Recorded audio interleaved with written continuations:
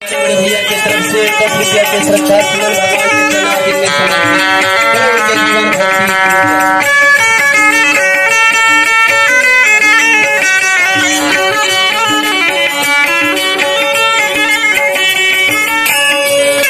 गाँव के सरपंच लखना निषाद और भाई के निषाद की तरफ से 100 रुपया के श्रद्धा सुमन भगवान के चरणारविंद में समर्पित है। सरपंच भैया के हम बहुत बहुत आभारी हैं। ऐसे आज कहना तो नहीं चाहिए पर अभी वर्तमान में और ग्राम पंचायत परिषद में स्वयं सरपंच हैं। सरपंच रहते हुए भी आज कला के प्रेमी आज कला लगे नहीं छोड़े। आज सरपंच भी हम स्वयं। बोलिए वृंदावन बिहारी लाल की। खोज में निकले पर वो दिन वाला व्याकुलता नहीं हुई।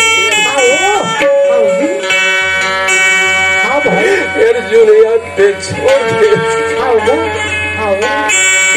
हे भगवान द्वारकाधीश मधुसूदन आते तर भक्त ला बुला ले हमरो मन के बेड़ा पार लगे है समाधि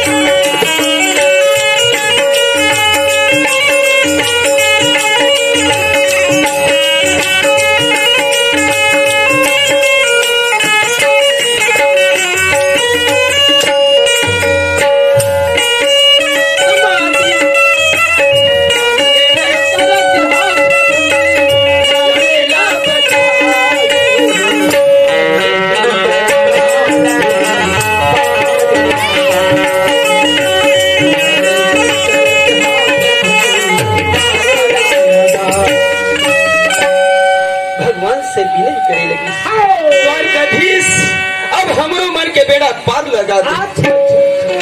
चार मूर्ति है तो न पते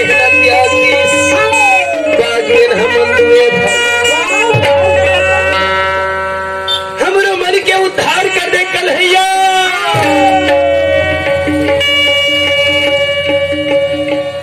भगवान पुकारे लगी दोनों भाई मन में धीरज रख करके धर्मराज और भीम आगे बढ़त रहा। अरे ताही समयगा ताही समयगा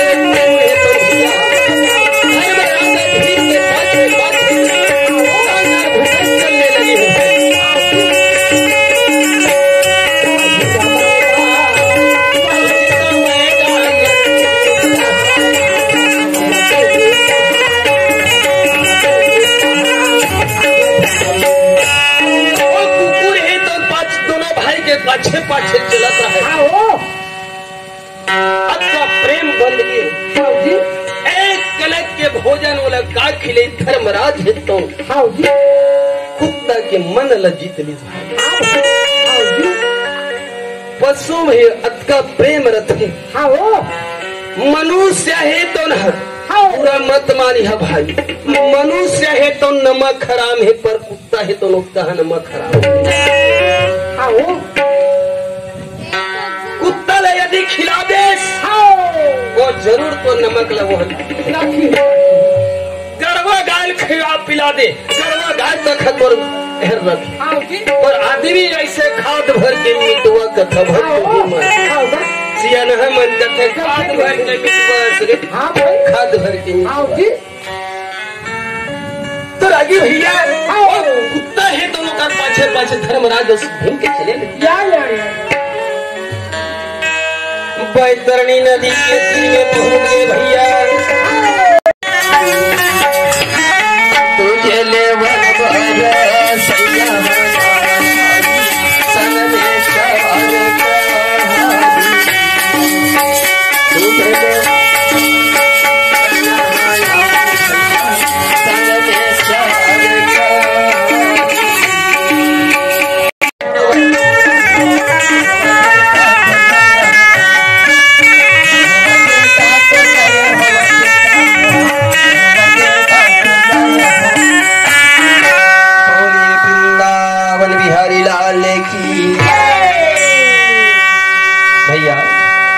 मती अनुसार पांडव मोक्ष की कथा आप मल्ला सुनाए जो भी त्रुटि हुई सोही अज्ञान वाला जान के क्षमा करियो और सबसे साधारण निवेदन है कि